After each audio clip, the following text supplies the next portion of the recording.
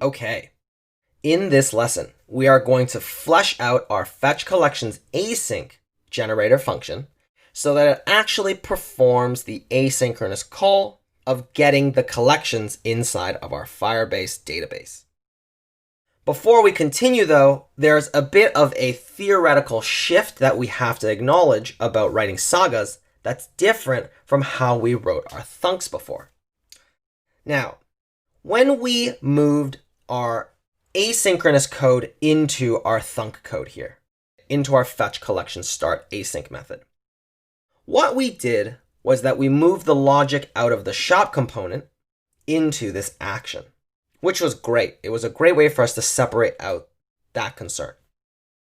However, when we did this, we had to essentially make this new action, which was a thunk action that would be the one that dispatched fetch collection start, or it would inside then dispatch the success or the failure. But this action was the thing that held the logic of dispatching the subsequent follow-up actions of updating our reducer or informing us that we had an error. Now, instead of doing it in an action, we now do it in a saga, which is also why we switched our action that we fire inside of our shop page back to the original fetch collection start action. We no longer need an asynchronous action, like our fetch collection start async, to handle that logic. We now move all of this into a saga, and then have the saga listen for the start of that API Redux chain that we have. Whether it be the start, success, or failure, all of that logic is now going to be encapsulated inside of our fetch collections async generator function. So let's start moving that code over. Well, the first thing we got to do is we are going to copy this code that has to deal with that asynchronous logic and write it in a generator fashion. Now, we no longer need this dispatch anymore because we're not dispatching it from our saga. We just need the base start to happen and then we listen for it. And we also need to bring in all of the tooling as well as the imported functionality that we need to use to do this logic. So we need to bring in the Firestore and the convert collection snapshot to map, right? We need our utility functions from Firebase utils. We also need our action creators from our shop actions. And the ones we need is our fetch collections success and our fetch collections failure. Now that we have those, we can comment this out and slowly modify our code to repeat what we were doing here before. Now, what we did here was that we got our collection ref. After that, we need to use this collection ref to actually get our snapshot. But unlike before where we're using a promised-oriented .then style, we are using a generator function, which is very similar to async await in the sense that when we set this new snapshot value equal to the yielded value of running collectionref.get, when this value comes back, it comes back in a promise form that gets resolved with the value of our collection reference, which is our snapshot. So instead of chaining .then and then getting the snapshot in the callback that we pass to our .then, just like with async await, we get it back at the constant value that we set on the left side of our yield. That value goes into this yield statement and will set into the snapshot value that we declared right here. Very similar to async await. And then we need to actually create our collections map. Now, I'm going to show you something a little different about the way that we actually invoke our convert collection snapshot to map method. We still set a collection map constant, except instead of calling convert collection snapshot to map this way, we're going to leverage another effect called call. Now, what call does is that call is the code. Call is the effect inside of our generator function that invokes the method. We can technically write this the exact same way, no problem. We can do this.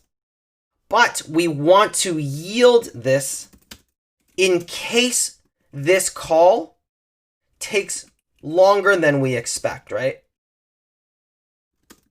We want to be able to use this call method whenever we can, which is an effect that invokes functions. All we did here, all the call syntax is it's a method that takes as its first argument some function or method, and then the subsequent arguments will be the parameters that you passed into this function call.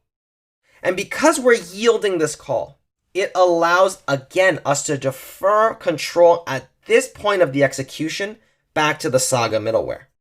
So in case it needs to cancel, we give it another place where it's able to do so.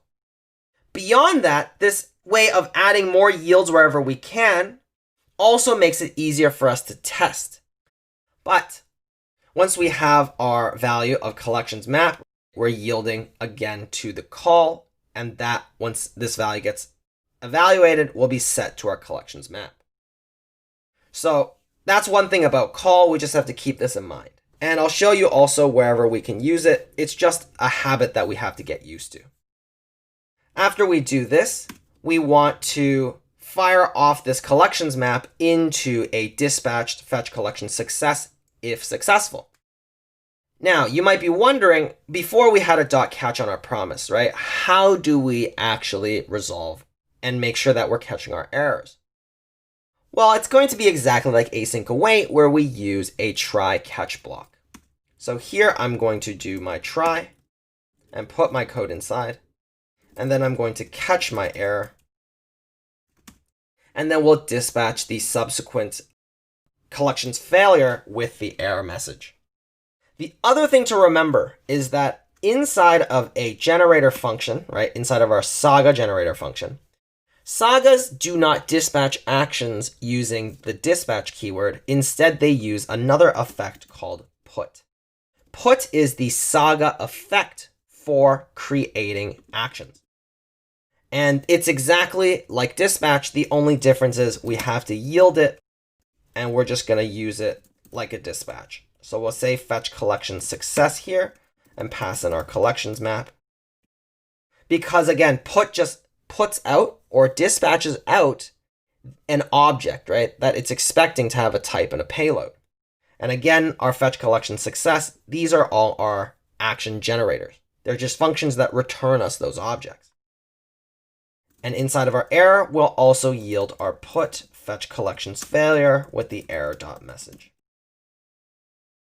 And that is how we've converted our code to now use and leverage the generator function syntax in order to create the asynchronous logic that we had before inside of a thunk. We now have it isolated into this fetch collection async generator function. It's now Sagafied. And if we go back to our app, we see that our app works. And when we look in our console, we'll actually see that fetch collections start happens. And then when it succeeds, you'll see here that it says that a Redux Saga action was the one that fired. So that's the main thing too, is that our logger is aware what type of action is being created. And these are Saga actions. They pretty much operate like our own actions, and our dispatches and our reducers and our middleware treat them the exact same like they're our actions. It's just for us to verify that these are also Saga actions, so we know where our actions are coming from. We'll see that all of our code in our application works the exact same, but the main difference is now we've moved our code out of our asynchronous action from before, right, when we were using thunks, and into a Saga. In the next lesson, we're going to take a deeper dive into these takes because we've just written some Sagas and there's probably still a couple questions that we need to resolve or at least take a deeper look at that we will explore in the next lesson.